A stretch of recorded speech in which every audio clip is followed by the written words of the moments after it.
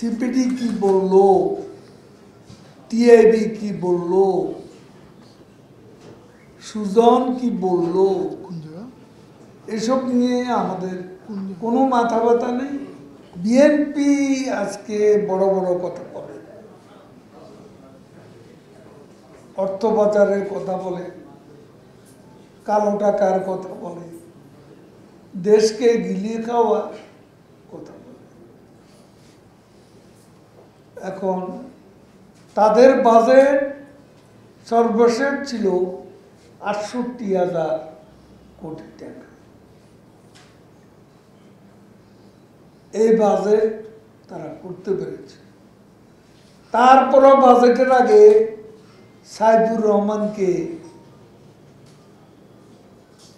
বিশ্বের অর্থনীতির বিভিন্ন ফোরামে, প্যারিসের কনসোর্টিয়াম বৈঠকে দৌড়াতে হয়েছিল ভিক্ষা ঝুলি নিয়ে। আমাদের সময়ে ভিক্ষার ঝুলি নিয়ে বাজেট পূর্ববর্তী সময় আমাদের কোনো অর্থমন্ত্রী বিদেশে গিয়ে ভিক্ষা চায়। তাহলে এখানে আপনি বুঝতে পারেন দেশটা কোথা থেকে কোথায় এসেছে। 15% কর দিয়ে অপ্রদর্শিত আয় আমরা অর্থনীতির মূলধারায় আনার ব্যবস্থা করেছি। এর ফলে ব্যাংকিং সিস্টেমে অর্থ প্রবাহ বাড়বে। অনেকের হাতে গোপন টাকা উদ্ধার করতে বাজেটে কালো টাকা সাদা করার সুযোগ আছে। এই সুযোগ দানের মাধ্যমে অর্থ উপার্জনের ক্ষেত্রে অন্যায় অবৈধ কাজের শাস্তি মওকুফের সুযোগ নেই।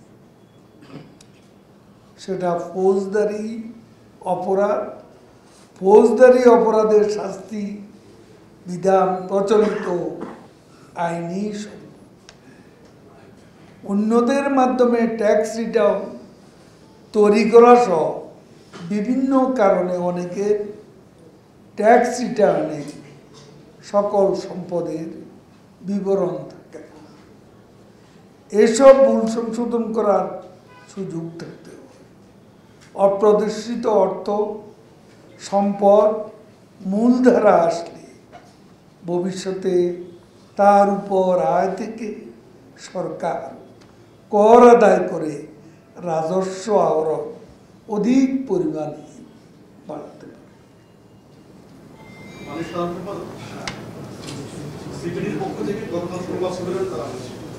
তারা যদি বলছে যে আশা করেছিল যে সরকার মুন্সিয়ানা দেখাবে, মুন্সিয়ানা দেখাতে পারেনি। একই সঙ্গে আপনাদের রাজনৈতিক ইশতেহারে ছিল যে দুর্নীতির বিরুদ্ধে জিরো টলারেন্স, কিন্তু এই কালো টাকা সাদা করার মধ্য দিয়ে সেটি সাংঘর্ষিক কি না, এই প্রশ্ন দ্বারা কি বলবেন? আমি তো বলেছি আমরা কি উদ্দেশ্যে এই কালো টাকা সাদা করছি। অপ্রদর্শিত অর্থ মূলধারা আনার ব্যবস্থা, ব্যাংকে আনার ব্যবস্থা চলছে। ব্যাংকে আসলে এখান থেকে ট্যাক্সেশনেরও সুবিধা আরো বাড়বে। কাজেই প্রধানমন্ত্রী যেটা বলেছে, মাছ ধরতে গেলে আধার দিতে হয়, সে কথাই বাস্তব। এখন সিপিডি কি বললো, টিআইবি কি বললো, সুজন কি বললো, এসব নিয়ে আমাদের কোনো মাথা ব্যথা নেই। ওরা সবাই বিএনপি সুর মিলিয়ে কথা বলে।